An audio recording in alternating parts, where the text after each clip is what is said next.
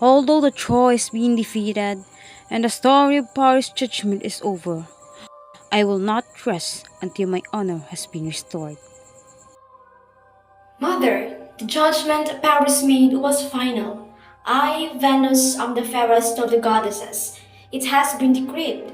Troy is indeed destroyed, but a city far greater than she will arise from its ashes, and righteous Aeneas, son of Troy, will begin to build her. How dare you to challenge my authority? Do you claim to know your destiny? Carthage, the city has received my favor, will continue to prosper and grow in size, in the strength until she is a ship among nations. Your Carthage will be no match for the new Trojan city. Father Jupiter, the king of the gods himself, has promised a great empire whose fortunes will be without end.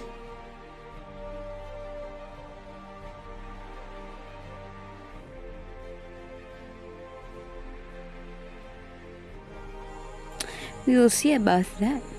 Fair daughter, prepare for a fight.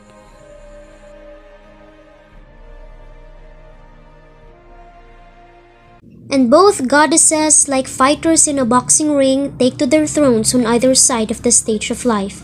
Meanwhile, Aeneas himself, orphan prince of Troy, son of Venus, makes his way around the Mediterranean in an attempt to find a place to call home. After fleeing Troy and heading south, he gathers refugee Trojans at Mount Ida. They head north to Thrace and then travel south through the Aegean Sea to the island of Crete. In no place does he find a suitable home. Aeneas and his people sail west, stopping at Sicily where Acestus, a friend, offers them shelter and food. Here, Aeneas' father dies. Yet he is determined to find his own kingdom, and Aeneas sails on, weathering a terrible storm until they find an inviting cove and a safe harbor on the coast of Libya, North Africa.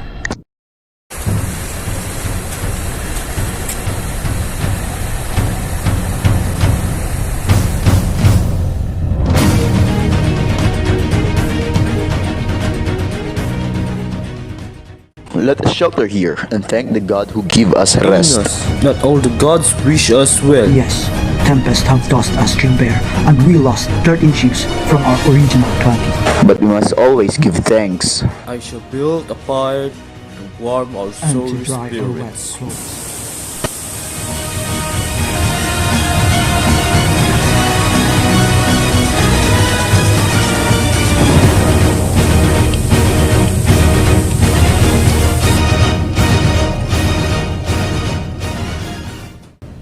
Accompany me to the hillside so we will have a view on this beautiful land. I have the provision for the journey. Shall we proceed?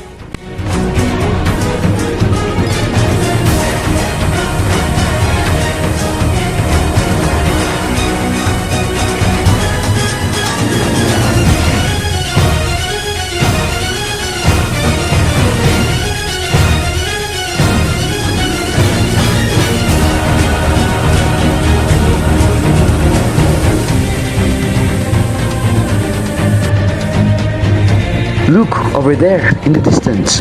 It looks like a temple.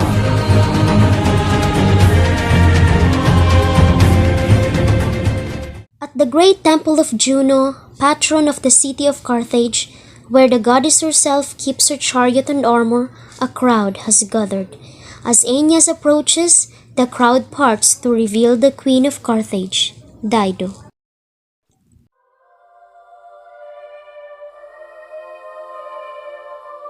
You among all must be the queen. I am Aeneas. I know you, Aeneas, who has not heard of your trials and triumphs. The great city of Troy is legendary. Welcome to Carthage. O great queen, it is my honor to assist and serve you. Mighty warrior, I am well acquainted with hardship and suffering, and as the gods bestow gifts of success upon me, I determine to assist those facing trials. I am Dido, Queen of Carthage. I am at your service, my queen. I beg you to join us at banquet this evening. We will share our sorrows and our stories. Faithful Aeneas, let us hear the tale of your wanderings and your plans for the future. The sorrow my story brings is almost too much to bear. But since you desire to learn from our misfortune, I will recount the tale. If only we had listened to Laocoon on the shores of Troy when he warned us about the Greek bearing gifts.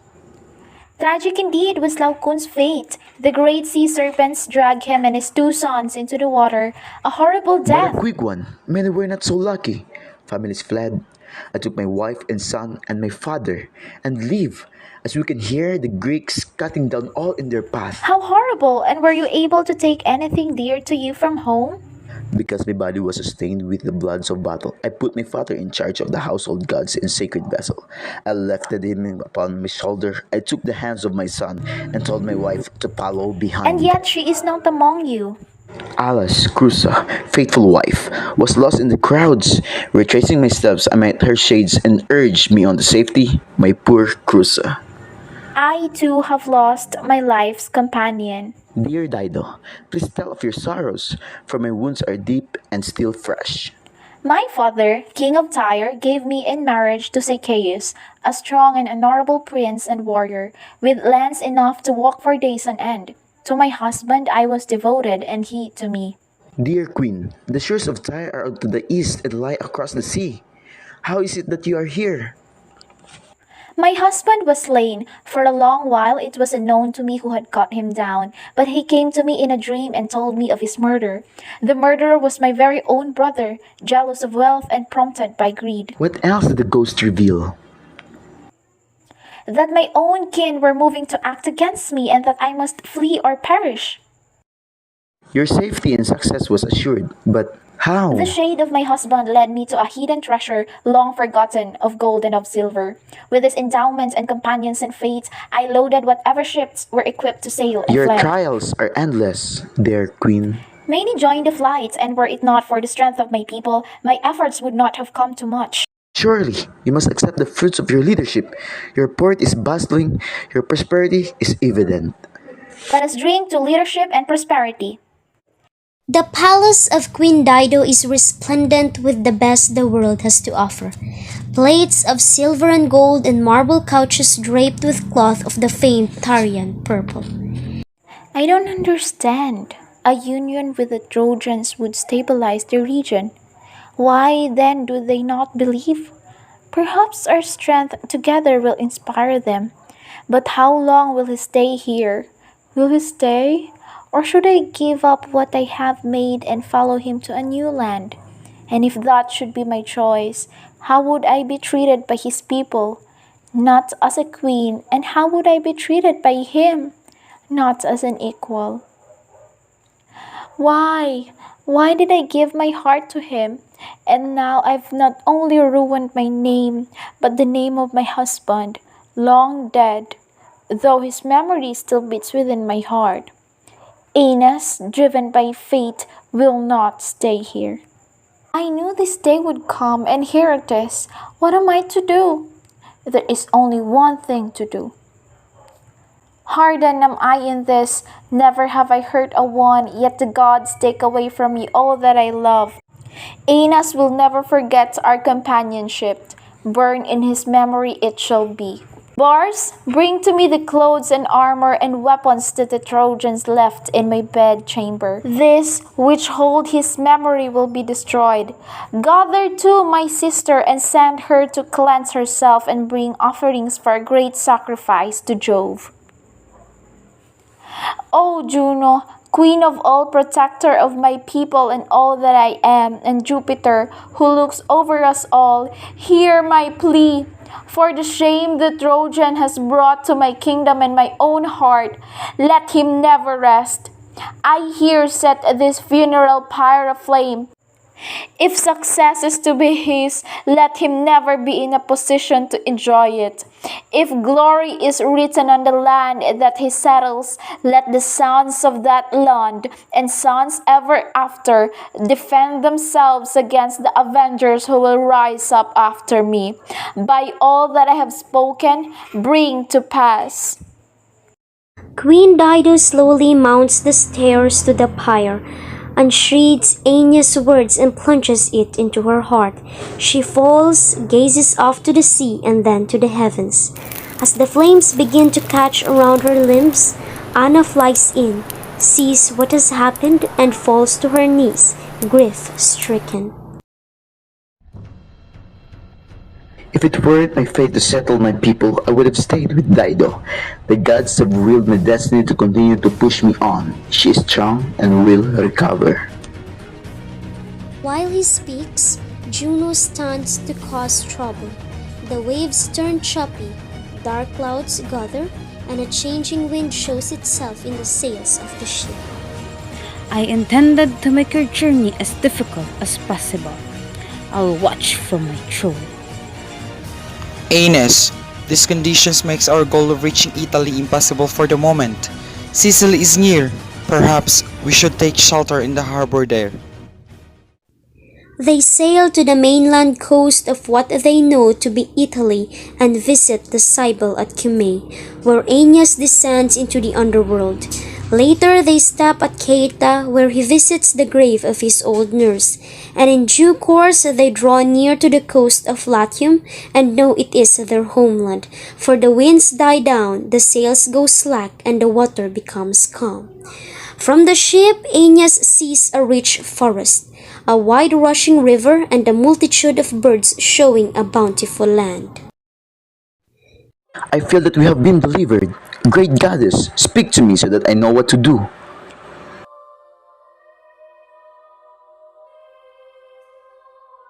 Dear son, you have come home. This is your land, and this is where your people will thrive and prosper. But there are still trials before you. What more must I endure? The Laurentians inhabit this land, and you must meet the king who rules these parts. What have I to do with their story? You, my dear son, must find out on your own. Lead me on to my fate.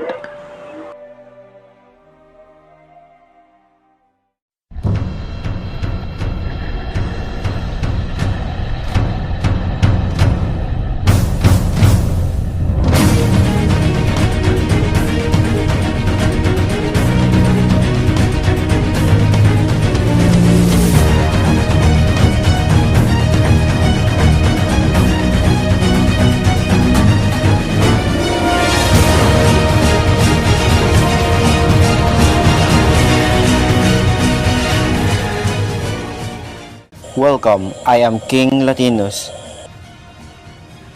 We have traveled many years to reach this place. I know your story well enough, but you have yet to hear mine. Sit here with my Queen Amata, and I will tell you what it is I have been told of your coming. You knew I was coming? Years ago, we had a son, but the gods ordained that he would be smote down in his youth. His death came as a blow to the family. Yet we were left with a lovely daughter, a mere child at the time. Our fair Lavinia will inherit all that you see, and much more. Many able princes have announced their intentions. But strong Turnus, who has indeed shown himself to be superior in every way, wishes to make her his wife. Were it not for a blazing vision of our dear Lavinia that showed in her glorious future, she would be married, for Turnus has declared his love for her. But an oracle revealed to me that Lavinia must be joined with a stranger from a foreign land. Great king, we stand before you as beggars, a wandering people, but from a heavy stock and a royal line from Jupiter himself, we come in peace and wish merely to live alongside you. Juno is disturbed on her throne. She stands and raises her arms in anger. Not enabled to control the heavens or the earth, that I will steer up hell. The Fanes are against me, so now I am against this kingdom. Lavinia, if you are to be wed to Aeneas, then your people should play with their blood. Alecto, I call on you to the wreak of havoc on the plans of my daughter Venus. Position, obstacle, real and imagined in the lives of these who offended my honor. At that moment, Queen Amata's right hand flies to her chest. Her eyes roll to the back of her head. She trembles all over, and then an eerie calmness overtakes her as the serpent works its way deep into her. Good husband, our only child, pure Lavinia, please consider her future. A wandering stranger who begs for mercy and yet who looks as strong as God himself has no place for our daughter's maid. Indeed, she had been promised to Turnus. Dear wife, your fears are unfounded. The oracle has spoken, and the gods have been decreed. Aeneas, eat with us tonight, and we will hear of your journeys. King Latinus, soon to be the father, let not these foreign strangers continue to damage our homeland. By all that I am, I will prohibit their settling on our soil. We have nurtured our fields to feed a group of strangers who decided to settle here. Our daughters will not be fathered for the likes of these savage men. I cannot stand by and let it happen. Good people, I see that a force bigger than we can imagine has overpowered you. Let it be known by all who are here, we are no match for the will of gods, and I can do no more.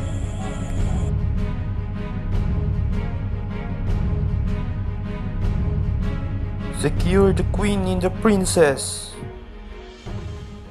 The townspeople fan out into the palace searching for the Trojans, who are preparing themselves for the table. Palinarus, go to the shore and bring the others. King Evander, old friend of your father, has promised 200 men, and his young son Pallas will lead an equal number. King Evander sent his only son? Your own son Ascanius, who has been put in charge of the camp, will be glad to hear of his first chance to fight. Then he will learn. Your own son Ascanius, who has been put in charge of the camp, will be glad to hear of his first chance to fight. The rest of you, do what you can do to keep our position here in the palace. While the fighting begins, Venus, refusing to sit still any longer, rises from her throne and calls on her husband, Vulcan, god of fire and metal. Dear husband, all during the Greek assault on my Trojan people, never once did I ask for your help, but now I must ask. Goddess divine and queen of my heart, what can I do? For Thetis' son, the mighty Achilles, you forged armor and a shield of bright metal, hammer out in that special way that only you know how, a shield and weapons for my son. And what desire do you wish me to apply to the shield? Using your powers of prophecy, make this shield tell the full story of Italy and her people, her triumphs and tragedies, her quarrels and unions. Aeneas, prepare for battle, for the future is depicted here on this shield.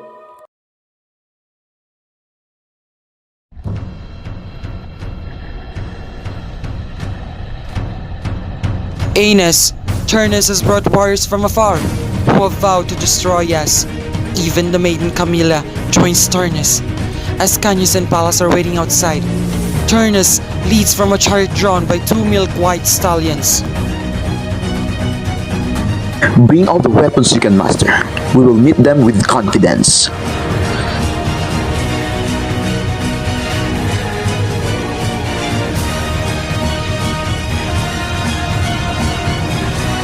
Pallas, dear friend, with the help of your father, King Evander, we will triumph. Aeneas, we will see you after the victory. Father, for the memory of my mother, may all of my fighting be a success. Brave Ascanius, who as a child fled the Greek from the burning ruins of Troy, your success awaits you.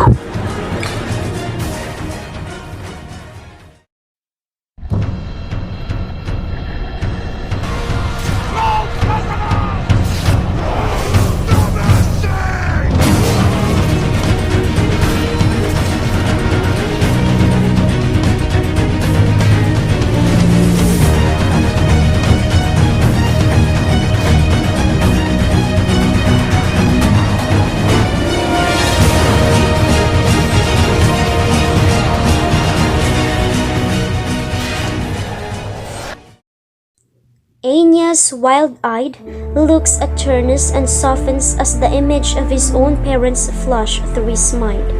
But his sympathy lasts only a moment, for Aeneas' eyes catch the gleam of Pallas' sword belt on the shoulder of his enemy. Aeneas lets fly his rage and his fury will not be checked. And the fighting begins. Fierce Trojans against determined Laurentians battle for supremacy on the field before the marble palace. Both sides take tremendous losses. Warriors fall all around. Finally, Aeneas, recognizing a break in the battle line and nearing the steps of the palace, spots Ascanius on his knees next to a lifeless Pallas. You, who plundered the body of the only son of King Evander, ask for mercy. It is Pallas himself who takes revenge on you, here and now.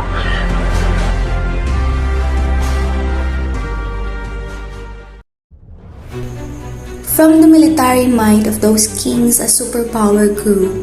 One descendants, legends tell us, founded the city of Rome, which became a cultural and military power in the region. For 700 years Rome ruled. Carthage, the Poetician kingdom of Queen Dido, became Rome's archenemy long after the death of this legendary queen. The two powers fought for control of the region for 118 years and 3 Punic wars. Rome, in the end, was a victor and became the greatest power in the Mediterranean. Julius Caesar conquered more territory and created an empire that stretched far and wide.